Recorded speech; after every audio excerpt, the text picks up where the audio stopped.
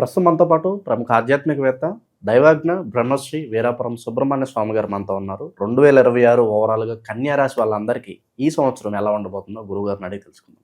నమస్కారం గురుగారు. శుభాశీస్సులండి. 2025 చూస్తుండగానే చాలా త్వరగా అయిపోయింది. 2026 జనవరి నుంచి డిసెంబర్ వరకు కన్యా రాశికి ఏ విధంగా ఉంటుంది? ఎటువంటి అదృష్టం ఈ సంవత్సరం వెలువరించబోతుంది? ఓవరాల్‌గా ఎటువంటి జాగ్రత్తలు తీసుకోవాలి? చాలా మంచి విషయం అడిగారు. కన్యా రాశి వారికి 2026 జనవరి నుండి 2027 జనవరి 1 వరకు కూడా ఈ రాశి వారికి 2 విధాలుగానూ ఉంది. మిక్స్డ్ అవుతే కాకపోతే అధిక శాతం యోగకాలంగానే కూడా ఉంది ఈ రాశి వాళ్ళకి. ఎందుకంటే ప్రస్తుతం ఇప్పుడు జూన్ వరకు కూడా గురువు యొక్క స్థితిగతులు దశమ స్థానం అంటే వృత్తి స్థానంలో గురువు ఉన్నాడు. వృత్తి స్థానం అంటే మన వ్యవహారాలు, మన కార్యకలాపాలు, వ్యవహారాలు అన్నీ కూడా అనుకూలమైనటువంటి వాతావరణమే. దశమ స్థానంలో గురువు ఉండడం వల్ల ఈ కన్యా రాశి వారికి లాభసాటిగానే ప్రతి రంగాలలో కూడా రాణిస్తాయి. అలాగే చక్కగా అన్నిట్లోనూ స్థిరపడతారు, రాణిస్తారు, ఉన్నత స్థానానికి చేరుకుంటారు, ఉన్నత అభివృద్ధి చెందుతారు కూడాను కన్యా రాశి వాళ్ళు. ఆర్థిక పరంగానూ బాగుంది కాబట్టి వ్యవహార లాభాలు, వ్యాపారం చేసే వాళ్ళకి అనుకూలమే, ఉద్యోగం చేసే వాళ్ళకి అనుకూల వాతావరణమే, విదేశాలకు వెళ్ళాలనుకున్న వాళ్ళకి అనుకూల వాతావరణాలే.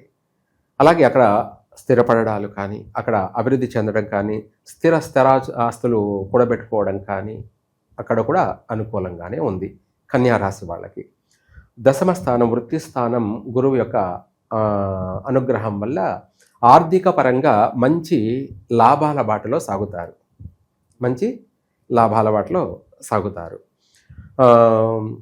ఈ సమయంలో కూడా ఈ రాశి వాళ్ళకి భార్య మూలకంగా కావచ్చు, అంటే జీవిత భాగస్వామి ద్వారా ఏదైనా సరే అనుకోకుండా ఊహించని విధంగా ఆమె ద్వారా ధన మూలకం కానీ, ధన రూపేణ కావచ్చు, లేదా ఇంకొక విధంగా కూడా, అంటే గృహ రూపంలో కావచ్చు, వాహన రూపంలో కావచ్చు, ధన రూపంలో కావచ్చు, లేదంటే ఆభరణాల రూపంలో కావచ్చు, ఏదో ఒక రూపంలో మాత్రం భార్య ద్వారా ఉన్నత లాభాలు చేకూరే అవకాశం ఉంది. ఊహించని విధంగా, అనుకోని విధంగా లాభాలు వచ్చే అవకాశం ఉంది. అలాగే ఇదే కాకుండా ఇంకా ఆడవాళ్ళ వల్ల ఓవరాల్గా చెప్పాలంటే తోబట్టినటువంటి ఆడపడుచులు, అంటే అక్కలు కావచ్చు, లేదంటే చెల్లెలు కావచ్చు, ఆడపిల్లల వల్ల కూడా వీళ్ళకు ఊహించిన విధంగా ఏదైనా సహకారాలు అందే అవకాశం ఉంది. అది ధన రూపంలోనే అధికంగా ఉండే అవకాశము ఉంది. కన్యా రాశి వారికి ఈ 2026లో స్త్రీ మూలకంగా ఊహించని విధమైనటువంటి ధన రాబడి వచ్చే అవకాశం ఉంది. తర్వాత తల్లిదండ్రుల వల్ల కూడా వచ్చే అవకాశము ఉంది. తల్లిదండ్రుల వల్ల కూడా ఏదో ఒక రూపంలో వీళ్ళకు ధన రూపం కావచ్చు, లేదంటే వస్తువు రూపంలో కావచ్చు, ఏ రూపంలోనైనా కూడా తల్లిదండ్రుల నుంచి కూడా ఆస్తిపాస్తులు వచ్చే అవకాశము ఉంది. ఇటు తల్లిదండ్రుల నుంచి, అటు భార్య నుంచి, లేదంటే అటు తోబట్టినటువంటి అక్క చెల్లెల నుంచి, అందరి నుంచి వస్తుందా అంటే చెప్పలేం, కానీ ఎవరో ఒకరి నుంచి మాత్రం అయితే అందుతుంది. ఇంకా ముగ్గురి నుంచి వచ్చిందంటే ఇంకా వాడు చెప్పిన మాట వినడు, అలా చెప్పలేం, కొంతమందికి రావచ్చు. అలా ఏదో ఒక రూపంలో ఈ రాశి వారికి మాత్రం ఈ జూన్ లోపు మాత్రం అనేక విధాల కలిసి వచ్చే అవకాశాలు ఉన్నాయి. వృత్తి స్థానంలో ఉన్నందువలన వ్యాపారాల్లో లాభం ఉంది, ఉద్యోగంలోనూ లాభం ఉంది, అలాగే చేసే ప్రతి పనిలోనూ కలిసి వచ్చే అవకాశాలు ఉన్నాయి.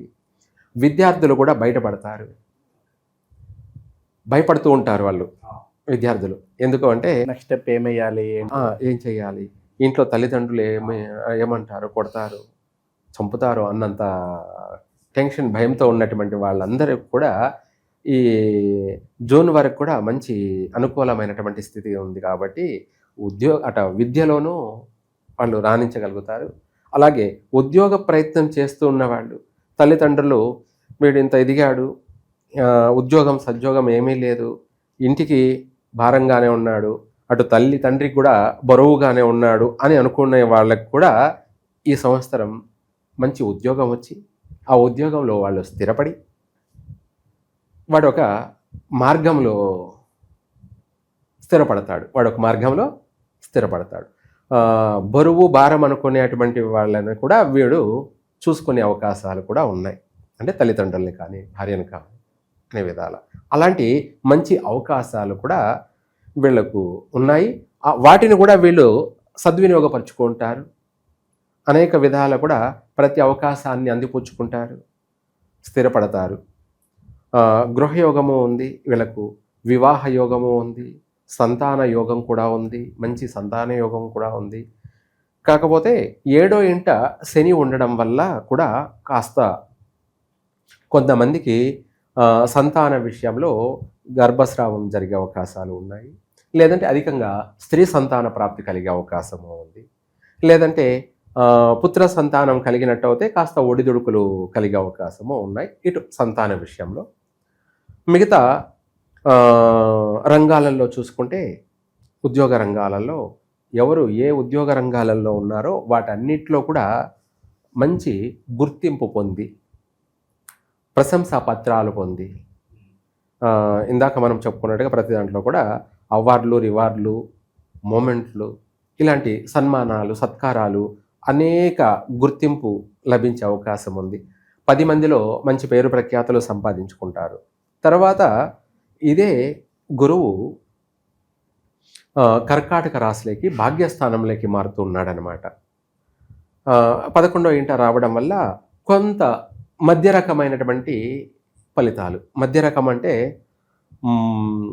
మనము అనుకున్నది, ఆశించింది, మనం చేసే హై ఎక్స్పెక్టేషన్ లేకపోవచ్చు, కానీ కష్టే ఫలి. ఒక మాటలో చెప్పాలంటే కష్టే ఫలి. మనం కొంతమంది అనుకుంటుంటారు ఏమని, కోట్లకు పడగెత్తాలి, రాత్రికి నేను కోటీశ్వరునైపోవాలి, ఇలా వస్తుంది, అలా వస్తుంది, ఆ విధంగా వస్తుంది, ఈ విధంగా వస్తుందని డ్రీమ్స్లో ఉంటారు. కలలు కంటూ నిద్రపోతూ ఉంటారు, కలలు కంటూ పనిచేస్తూ. అటువంటి వాళ్లకు ఆ తర్వాత రివర్స్ అయ్యే అవకాశాలు ఉన్నాయి. రివర్స్ అంటే మనం అనుకున్నది ఒకటి, జరిగింది ఇంకొకటి అన్నట్టుగా మళ్ళీ నష్టాలు జరిగే అవకాశాలు కూడా ఉన్నాయి. కానీ కాకపోతే అధికమైన భారీ నష్టాలు కాదులేండి, గుడ్డి దానికన్నా మెల్లది మేలు అన్నట్టుగా కొంచెం కష్టపడిన దానికి ఫలితం అనేది మాత్రమే ఉంటుంది. మనం అత్యాశకు పోయితే ప్రయోజనం లేదు అన్నట్టుగా మళ్ళీ కూడా ఆ తర్వాత చేంజ్ అయ్యే అవకాశం ఉంది. కానీ ఇక్కడ ఈ రాశి వాళ్ళకి 7వ ఇంట శని ఉండడం వల్ల, అలాగే ఆ శని ప్రభావం వల్ల ప్రతి దాంట్లోనూ కూడా ఆ తర్వాత ఎప్పుడు జూన్ తర్వాత పరీక్ష కూడుకొని ఉంటుంది. పరీక్షతో కూడుకొని అంటే చదువుల పరీక్ష కాదు, సంసార జీవితాల్లో పరీక్ష. చేసే ఉద్యోగం కావచ్చు, లేదంటే వ్యాపారం కావచ్చు, లేదంటే భార్యాభర్తల విషయంలో కావచ్చు. మళ్ళీ భార్యాభర్తలు మొన్నటిదాకా సఖ్యత ఉన్నది, మళ్ళీ ఇద్దరి మధ్య గొడవలు. ఏమిటి, అన్యోన్యంగా ఉన్నటువంటి వాళ్ళే కానీ మారిపోతారు. ఒకరి పట్ల ఒకరికి కోపం, ఒకరి మాట అంటే ఒకరి పడకపోవడం, ఒకరి చేష్టలంటే ప్రవర్తనలు, వాళ్ళ నడవడికలు ఒకరికి నచ్చకపోవడం, ఇలా మళ్ళీ ఆ తర్వాత ఇద్దరి మధ్య మనస్పర్ధలు వచ్చే అవకాశము ఉన్నాయి. ఇటువంటి సమస్యలు ఎదురయ్యే అవకాశం ఉంది. ఆ తర్వాత మళ్ళీ తోబుట్టవుల చేత కూడా మాట పట్టింపులు ఉన్నాయి. ఇటువంటి సమస్యలు కూడా ఉన్నాయి. 7వ ఇంట సప్తమంలో శని ఉండడం వల్ల మళ్ళీ ఆ తర్వాత ప్రతి విషయంలో కూడా వీళ్ళ జీవిత పరీక్ష అన్నట్టుగా ఉంటుంది. ఒక పని అవుతుంది, ఒక పని కాకపోవచ్చు. మనం 10 పనులు అనుకుంటాం, 10 నెరవేరుతాయా? కావు. అదే ఇది 7వ ఇంట శని ఉండడం వల్ల ఏ పని కావాలో అది అవుతుంది, అన్ని పనులు కావు. 10లో 1 అవుతే అవుతుంది. కాకపోతే అది కూడా మనిషికి ఊరటే కదా. అవును, ఏదో ఒకటన్నా జరిగింది కదా. అలా ఆ విధంగా ఆ తర్వాత ఇలాంటివి సమస్యలు ఉన్నాయి. ప్రతి విషయాల్లో కూడాను వ్యాపారాలు పెట్టుబడులు పెట్టి కొత్తగా అప్పుడు చేయాలనుకునే వాళ్ళు చూసి చేయడం మంచిది. ఎప్పుడు జూన్ తర్వాత డిసెంబర్ వరకు కూడాను ఏదైనా కొత్త కొత్త వ్యాపారాలు, అందులోనూ పెద్ద పెద్ద వ్యాపారాలు అంటే పెద్ద పెట్టుబడులు పెట్టి చేసే వ్యాపారాలు, మన శృతి స్తోమత మించి చేస్తుంటారు కదా కొంతమంది. ఇప్పుడు ఆ వ్యాపార నిమిత్తం ఒక 5 లక్షలు 10 లక్షలు 20 లక్షలు అంటే పెట్టచ్చు. అదే 2 కోట్లు 5 కోట్లు 10 కోట్లు అంటే అప్పుడు ఆలోచించాలి. ఎందుకు అంటే తొందరపడి ఆ సంపాదించింది కూడబెట్టుకునిందంతా మళ్ళీ పోగొట్టుకోకుండా అప్పుడు అనుభవజ్ఞులైనటువంటి పెద్దలని, తల్లిదండ్రులు కావచ్చు, లేదంటే పెద్దవాళ్ళు స్నేహితులు లేదా పెద్దవాళ్ళు కావచ్చు, లేదా వీటన్నిటికన్నా మించి గురువులు పండితుల్ని సంప్రదించి వాళ్ళ సంప్రదింపులు వల్ల వాళ్ళ యొక్క గైడెన్సీ ఏమిటి, వాళ్ళ సూచించినటువంటి మార్గాల్ని వీళ్ళు ఫాలో అవుతూ దాన్ని ఆ ప్రకారంగా నడుచుకున్నట్టయితే నష్టాలు లేకుండా మళ్ళీ స్థిరమైనటువంటి జీవితము, అలాగే మంచి సాఫీగా ప్రశాంతంగా కుటుంబ జీవనము, వ్యాపార లావాదేవీలు, ఉద్యోగంలో స్థిరమైనటువంటి ఉద్యోగము, స్థిరంగా ఉంటారు. అంటే మనము జూన్ వరకు ఒకలా, జూన్ తర్వాత ఇంకొకలా లేకుండా మనము మంచి సలహాలు తీసుకుంటూ ఏం చేయాలి, ఏం చేయకూడదు, ఎలా నడుచుకోవాలి అనేది కొన్ని విషయాలు మీకు తెలిస్తే అదే పాటించుకోవచ్చు, మంచి మార్గం. తెలియనప్పుడు అనుభవజ్ఞమైనటువంటి వాళ్ళ సలహాలు తీసుకొని వాళ్ళని సంప్రదించి ఆ సలహాలు పాటించడం వల్ల కూడా మీరు కష్టం అంటూ తెలియకుండానే డిసెంబర్ వరకు కూడా 3 పూలు 6 కాయల్లానే యథాస్థానంలోనే, స్థిర స్థానంలోనే, మంచి ఉన్నత స్థానంలోనే, అన్ని రంగాలలో కూడా ఉన్నత రంగంలో స్థిరపడగలుగుతారు. 10 మందికి ఆదర్శంగా మీరు ఉంటారు. అలాగే మీరు ప్రశాంతంగా ఉంటారు. ఒక 10 మందికి మీరు ఒక దిక్చూచి ఆదర్శవంతులుగాను ఉంటారు. అన్ని విషయాలలో కూడా రాణించగలుగుతారు. స్థిరమైనటువంటి జీవితాన్ని గడుపుతారు. సుఖంగా సౌఖ్యంగానే జీవితం అనేది కొనసాగుతుంది. మళ్ళీ కన్యా రాశి వారికి అయితే ఈ రాశి వారికి 7వ ఇంట శని ఉండడం వల్ల ఎక్కువ శాతం సుబ్రహ్మణ్య స్వామిని ఈ కన్యా రాశి వాళ్ళు ఆరాధించడం, సుబ్రహ్మణ్య స్వామికి అభిషేకాలు జరిపించడం కానీ, లేదంటే సుబ్రహ్మణ్య స్వామికి పాలతోనే కాకుండా, పంచామృతాలతోనే కాకుండా విభూతితో కూడా అభిషేకం, దాన్ని భస్మాభిషేకం అంటారు. ఏమంటారు? భస్మాభిషేకం. ఇంకా తిరుగులేదన్నమాట. ఈ కన్యా రాశి వాళ్ళు అటు సుబ్రహ్మణ్య స్వామిని దర్శనం చేసుకోవడం కానీ, సుబ్రహ్మణ్య స్వామికి సంబంధించి అభిషేకాలు జరిపించడం కానీ, లేదంటే హోమాలు జరిపించడం కానీ, స్తోమత లేని వాళ్ళు వాళ్ళ ఇంట్లోనే సుబ్రహ్మణ్య స్వామి అష్టోత్తరాలు పఠించడం కానీ, శ్రీ వల్లి దేవసేన సమేత శ్రీ సుబ్రహ్మణ్యేశ్వర స్వామి యొక్క అష్టోత్తరాలు ముగ్గురి కూడా పఠించడం కానీ, అది ఆదివారము, లేదంటే బుధవారము, మంగళవారము, లేదా శుక్రవారము ఇలా పఠించడం వల్ల ఆ శని యొక్క ప్రభావం, 7వ ఇంట శని ప్రభావం అనేది తగ్గుతూ వస్తుంది. శత్రువుని మిత్రుని చేసుకోవడమే అనమాట. అంటే ఒక మనిషినే కాదు, దేవుణ్ణి కూడా మనం ప్రసన్నం చేసుకోవడం. ఏమిటి ఇది? ఈ కన్యా రాశి వాళ్ళు చేయవలసిన ముఖ్యమైన పరిహారం. దేవుడికి చేసిన వాడు ఎప్పటికీ చెడిపోడు. మనిషికి చేస్తే చెడిపోతాడేమో కానీ దేవుడికి చేసిన వాడు ఎవ్వరూ ఎప్పుడు చెడిపోరు, బాగుపడతారే తప్ప చెడిపోయేది ఉండదు. కాబట్టి ఎవరైనా దైవాన్ని నమ్ముకోండి.